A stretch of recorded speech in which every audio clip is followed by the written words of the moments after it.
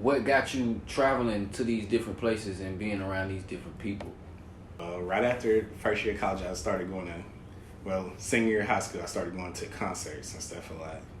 And I always liked the atmosphere. And then the first year out of college, I went to Music Midtown and started going to concerts. And Midtown, that's down in Atlanta. In Atlanta, okay. Yeah, they used to have it in May. And at those concert events, I went from being out in the crowd to now I'm backstage and I'm hanging around Cameron, Joel Santana, Lil Flip. I ain't never been around no rappers before. T.I., Bone Crusher. Right. And then you start seeing R&B artists like Musiq Soulchild, Anthony Hamilton. And the only celebrity that kind of gave me chills or I was kind of afraid to approach was Ashanti. And Ashanti, yeah. It wasn't more about her. It was because her mama wasn't around there, and her mama kind of had an intimidating presence. Right. And she probably had to, you know what I'm saying? This, Ashanti is a very, very attractive girl, so especially back then, you know what I'm saying? So, she was probably like, blood, you know what I'm saying? She probably like blood, around all them sharks, you know what I'm saying? Yes. But, so, you're around all these different, prominent people, celebs, so, people that's known, like, did you get to holler at them? Did you get to build any, like, I tried. connections and shit? I tried is... At that time, at that time. Not now, you know what I'm saying, but at that time. I was trying to establish that. I can remember, Cameron asked me what I wanted to do with my life at the time. I really had no answer for him. I was like, I kind of thinking, I was just like, man, I'm just going to school. I really don't know what I want to do with myself. But, right. The more I kind of hung around, seeing how concerts operate and stuff, I was like, I kind of like this atmosphere of, seeing that music gets people hyped, gets them excited, and people following their artists and fan bases and stuff like that. Right. So you was basically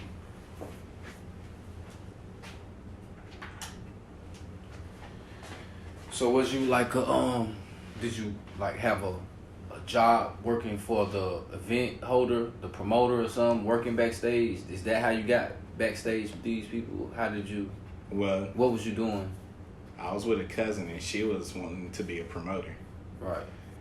But in the midst of that, you seeing people need help, so I'm like, to keep security off of you, the people who were asking, help me with this, help me with that, I would run and go help them out. So I'm gonna go find make myself valuable, because I just didn't want to just be standing there. Right. Because you see security around here and you don't want security approaching you. So I was like, okay, these people need some help over here. Let me go help them out, see what little odd jobs I can do. So I've always found that don't go with a bunch of friends and go by yourself. That's why I've been kind of learning it, or maybe one other person and shut it. You're trying to be about something and not just be hanging out. Right. And that's funny, man, because that make a lot of sense. Like, you would think, when you with a crowd, you get more attention, but you kind of do when you by yourself. Well, that's what I don't. Yeah. Well, to say if it's a celebrity around and they see a crowd approaching them, they don't know if they fans or somebody trying to target them. When you by yourself, but if it's a one-on-one type thing, you're not as intimidated. It's like, okay, maybe they just want to ask something. Right. All right, so it's college time. You get to go to these events. You're doing this. You're doing that. All right, now, at what point did you figure out what you want to do?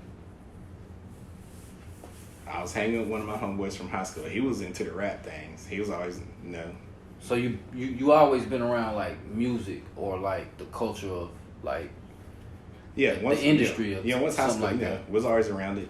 My brother and his friends, they had a little rap group for a minute and was doing their things from where he went to school at Georgia Southern. And then one of my high school basketball teammates, him and his boys, they had the basement studio in Decatur. and they was getting off and trying to rap and make songs like that. So I was kind of around them at the time. So I spent the weekend with them, and it started rubbing off, and I was like, I'm trying to catch on and do what y'all doing. Not that I wanted to be, I would say straight up rap, but it's more or less just learning catch on, because they had instrumentals, freestyling and stuff like that. Not that I could freestyle or anything, but I just basically trying to learn to rap. So okay, let me get a beat, write something to it. Right. And it ain't as easy as one may think. It's you gotta really. Now once I kind of try to do it or want to do it. Once I learned about it, it was more about. It's not about rapping or anything. It's more about the style. Because it's all about what you're saying and how you want to say it and how you want to be perceived. Once you figure that part out, everything else I think fall in line versus just give me a beat, let me start rapping. Right. All right, so once you get to the point where you figure out, okay, I want to try this music thing, or get into the rap or do the group like with my friends, my classmate and all that shit. Like, did you take it serious? Did you what steps did you take? I found a studio. I came back here. He was staying down there. So I came back home and found the studio in Red Bank, and they had a whole setup back there. It was called Nebula Studios, if I can remember correctly. I mean, it's been a long time, but it was these two twins that they were in that studio 24/7 living there. Right. And they used to give out studio time or make beats if I would go buy them a sack full of crystals.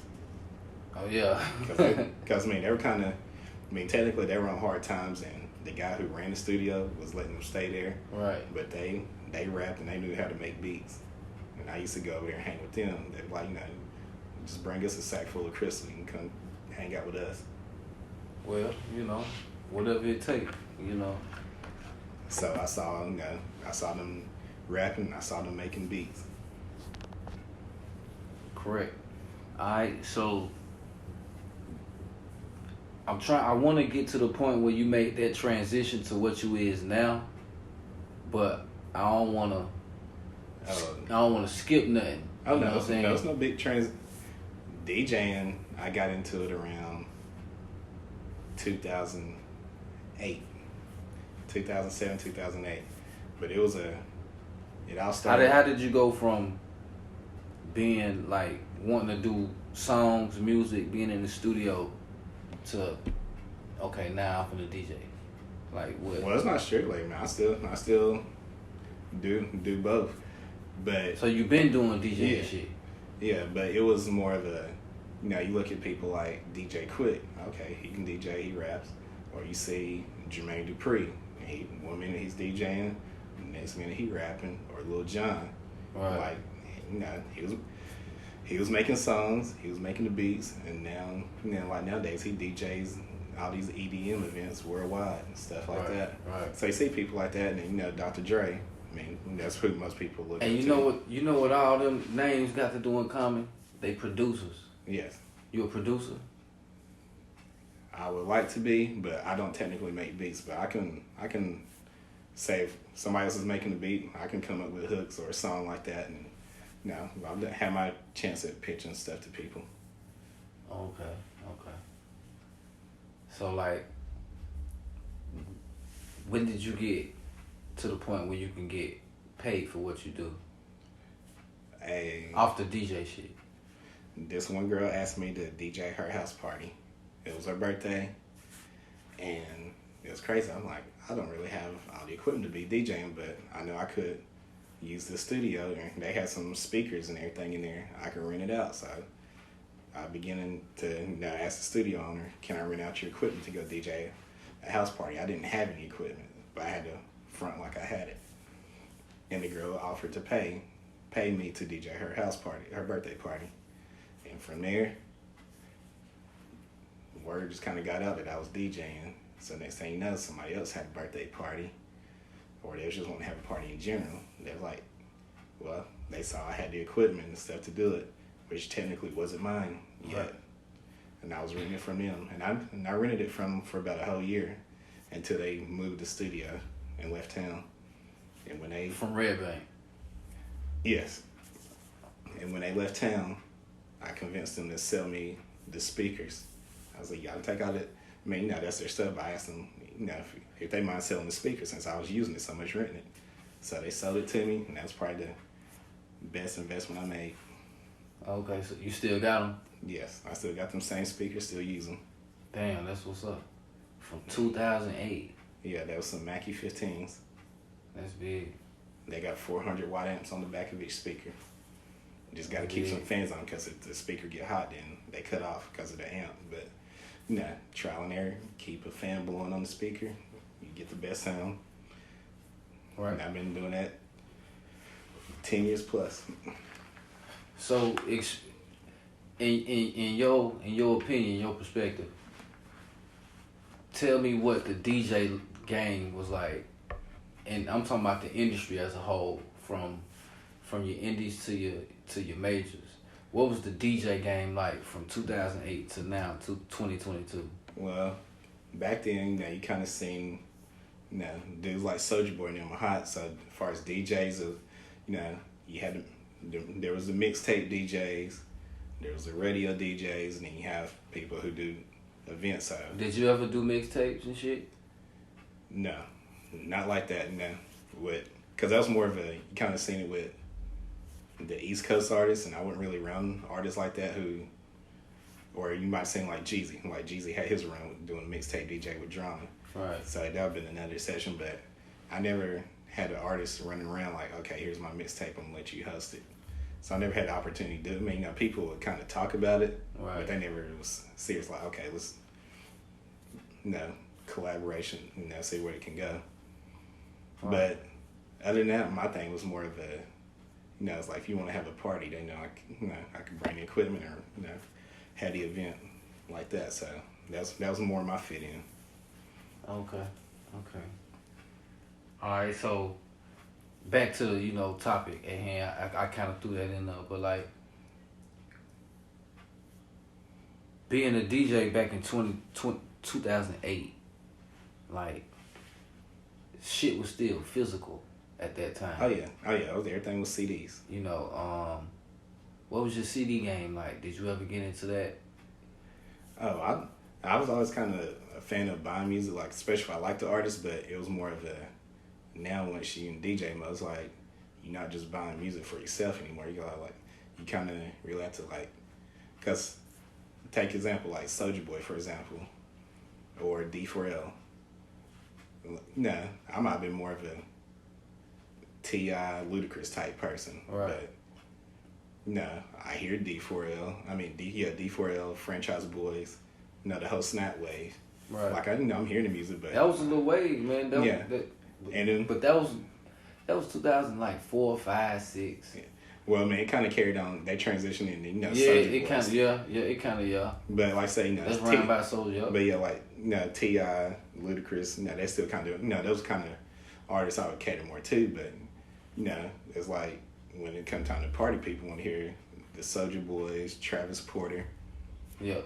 And who else you might know? I mean, Plies was getting hotter. Plies got hotter around that time. Plies had a little run. Yeah. But it was more they want to hear the dance songs versus just straight, rappers.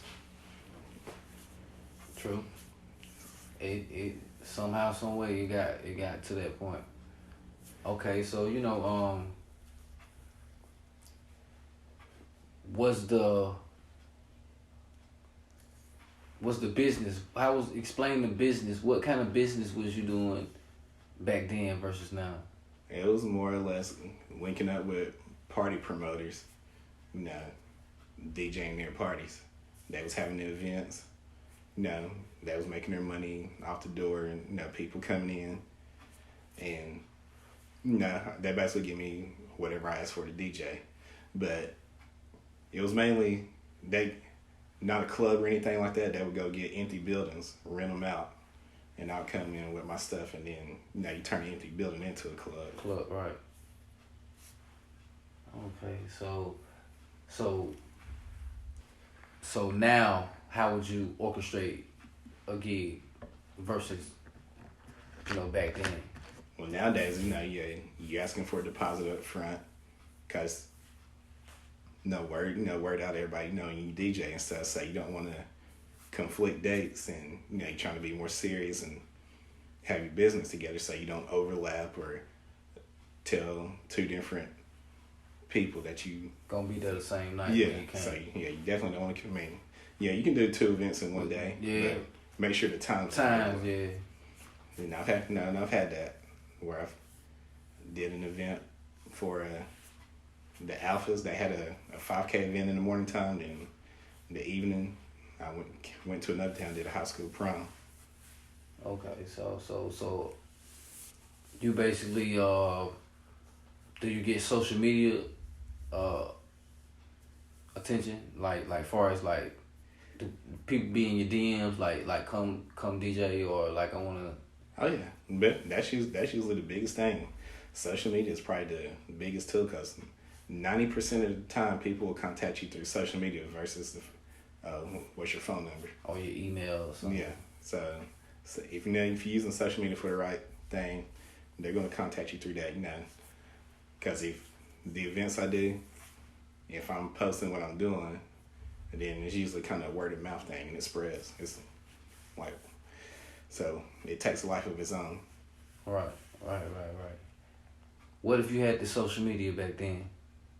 I would have probably been doing a lot more back then with different artists. Because I remember going to a Travis Porter party before they became Travis Porter. Right. I just like, okay, it's 3 skinny dudes. They was lit, but they weren't big time. They weren't on radio. This was before Bring It Back, Make It Rain, all that. Right. All right, so at this point, you well established. You know what I'm saying? You ain't really, like, you passed the, you done graduated type shit. You know what I'm saying? Well, I mean, it's always, steps and levels you wanna, Yeah, it's always something to learn. But you done got to a point where you do this now. Like, yes. like no doubt about it. This is what you do, what I'm saying?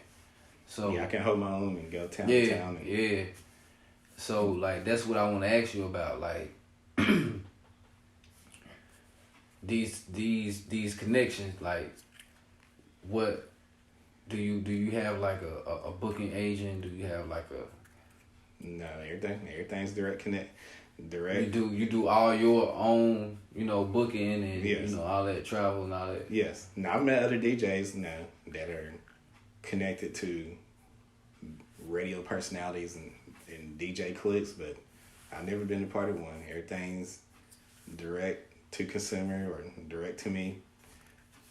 So to me, it's more genuine that way.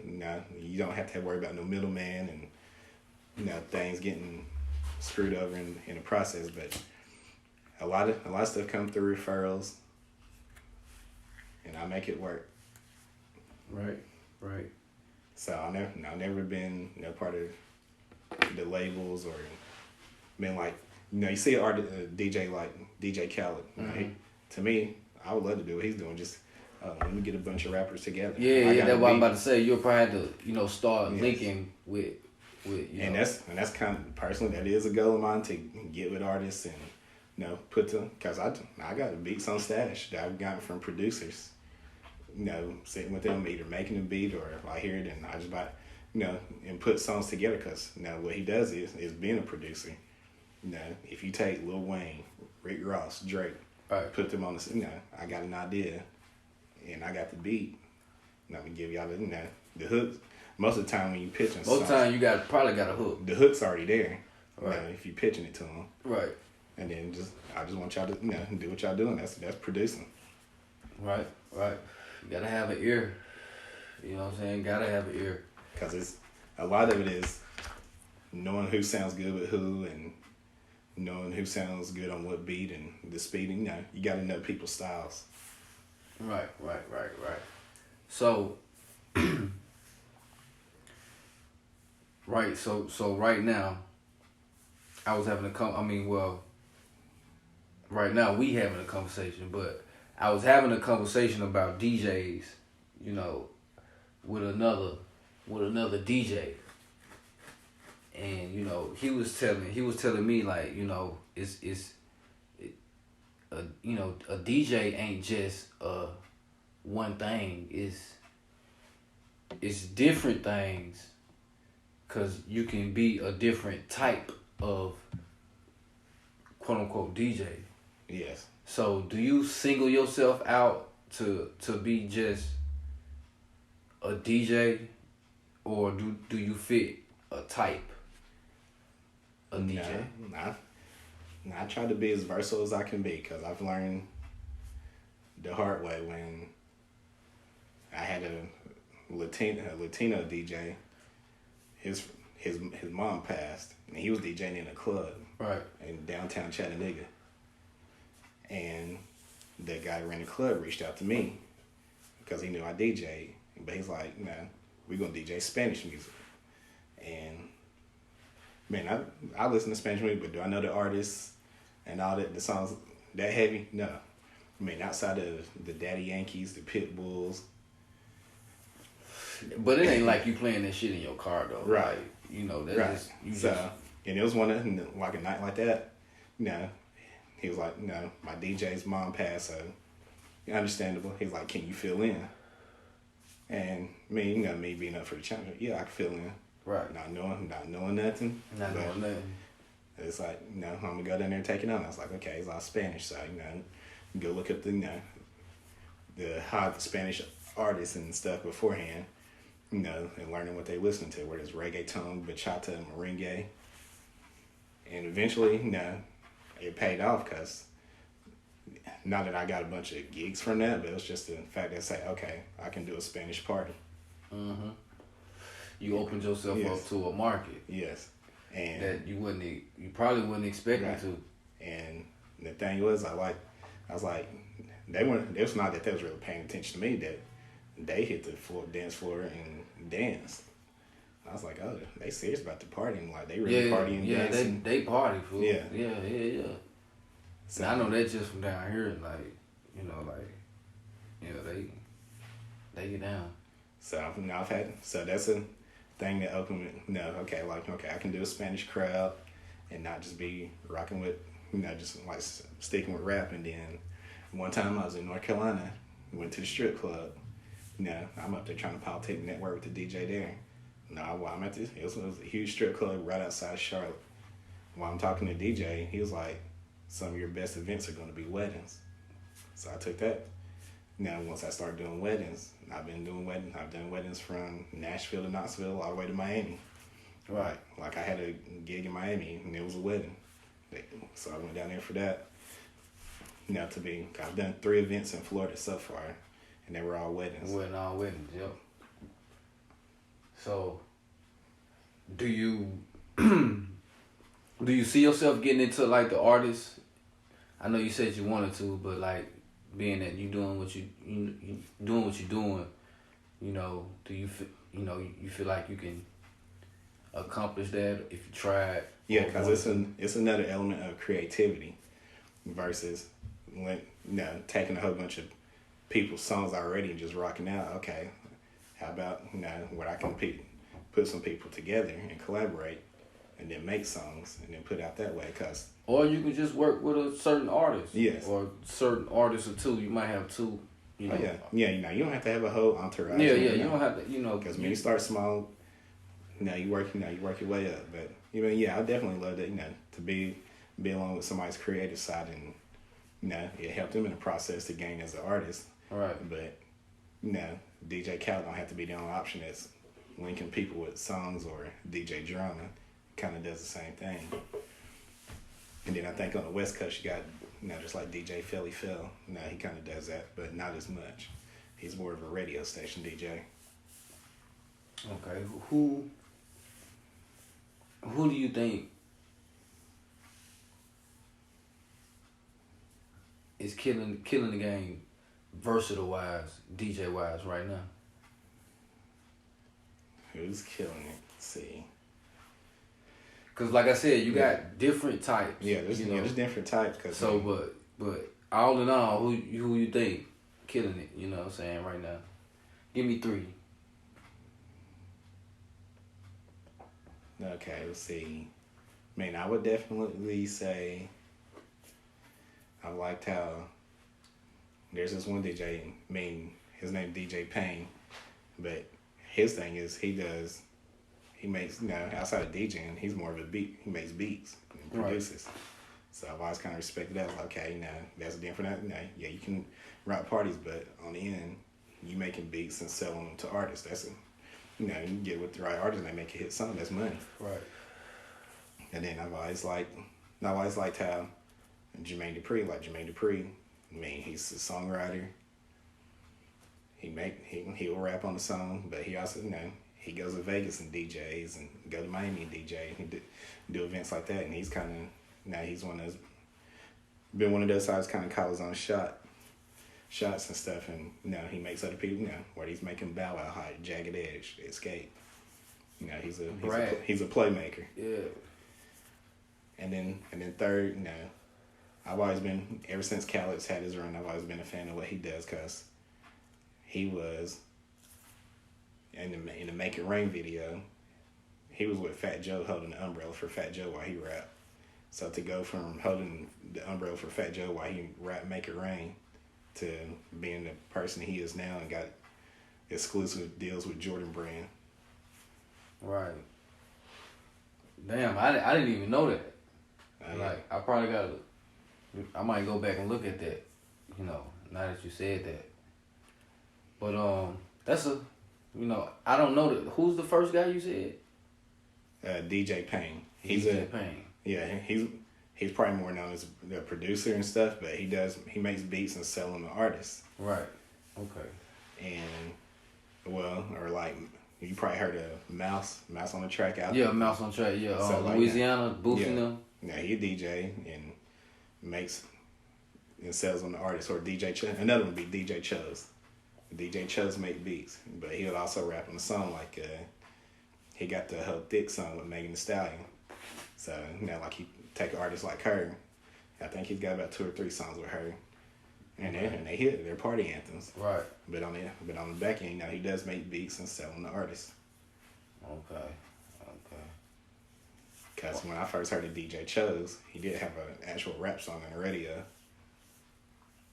being his own artist. But like I say, he kind of rebranded himself. Okay, when you make beats and sell them to artists that way, you're not just worrying about yourself. Okay, I got a song with this person, I got a song with that person, got a song with that person. Right. So have you ever seen any or dealt with any shady shit in the DJ world? Like what's some certain parts? What's some shady shit or some common shit that like? I've been stiffed by a party promoter when his party didn't take off like it did. So he said he was. So he ain't make no money, so he can't pay you. Yeah, he had been promoting this party. And the thing was, he had another DJ lined up. The DJ he had been hyping up and posting his flyer and everything. Something happened with that DJ and he got arrested. So he hit me on the back end and was like, I need you on emergency. So I come through for him, do that particular party. It didn't take off. It didn't hit. It was, what people might call a dud. It might have been about 10, 12 people there. I'm still DJing regardless.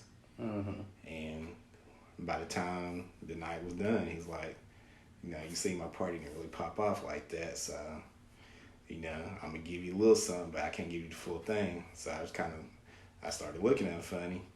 So he went and, kind of dapping up some people as they left. And he left $50 at the end of my DJ booth and took off and hopped in his car and was gone. And that's some shady shit right there. And I was like, I came through you on the fly at the last minute, and I was like, dang, this dude really just left $50 and took off. Right, and that probably wasn't nothing close to what you charged. Right, so that's one of those, like, it was kind of, that's the last time. That was just like some gas money or something. Yeah, because this particular party promoter, you've been on social media flashing stacks, you had a whole label that he was starting up. So you supposed to, you had little homies looking up to you. You was supposed to be that dude, but your party, that particular party, didn't pop off. Yeah, it be like that. It be like that. So now, when you're promoting, it be like that. So that's the threat of, getting paid off the door. Get yours up front, or at least part of it half front, half after. Right. Versus you can't, because especially if you're not the one that's controlling the event, and it's hard for you to kind of manage that. Right. So, where you trying to take it? What do you see do you got certain particular steps you want to take? No, I just want to do bigger events. Like, I want to do bigger events, more serious events. Maybe DJ an NBA game, because that's another level I've been. I go to a lot of NBA games and I see that. I like to DJ. Whether it's a Memphis Grizzly game or the Hawks, something big like that. Where, I've done sporting events before. High school, middle school. Right. But yeah, to kind of or take it to a college like. I've been to the the UTC games. They have an in-game DJ. So, and that's all entertaining. The timeouts, halftime. Right. That's your moment to kind of mix in and go in. Yeah, they be going in during the game too, though. Yes. Yeah, with the game, you just kind of do instrumentals and stuff like that. How do y'all know what to play, how to play during a NBA game or a sporting game? When I've done DJ to football. Because that ain't like a party or racking. No. Like a. No, so you really paying attention to referees and coaches and then paying attention to the clock too, because everything's a time limit. So like quarter changes. They're telling them a minute or so, but by the time it's all done, it might be like 3 minutes. So you can get one song, or you can do 2 to 3, and you just kind of chop it up. And fade in, fade out. Let a hook run, let a verse run, let a hook run. But it's all about the events. Like I said, I've done the school events, and the hardest one I would DJ was a cheerleading competition. Oh wow!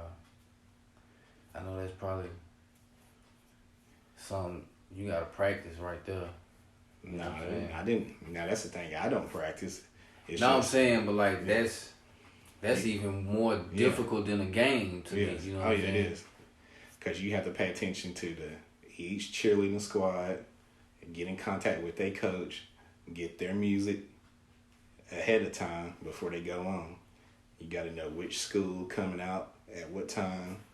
So whatever particular school's up next, you got their music queued up, and then when the judges say, announce who's coming out, and when they come out to their spot, play the music, because the slightest mess up throws them off, and you don't want nobody looking at you, like, right, because they have like 2 minutes and 50 seconds to hit their routine for the judges to judge them. And you got to make sure you don't want the music to skip, cut off. None of that, because the slightest mess up messes them up. And then the judges deducting points. That's crazy. But advice to aspiring DJs, I would say, don't stay in one lane. Some people like to stick to. Some DJs are only good at one thing, and that's understandable. But to be versatile, and because you never know what opportunity might present itself to you. You want to be able to I can do this. Yes, I can do this. Yeah, I can do that. Right. So my thing would be to don't stay in just one lane, because some DJs are good at that one lane,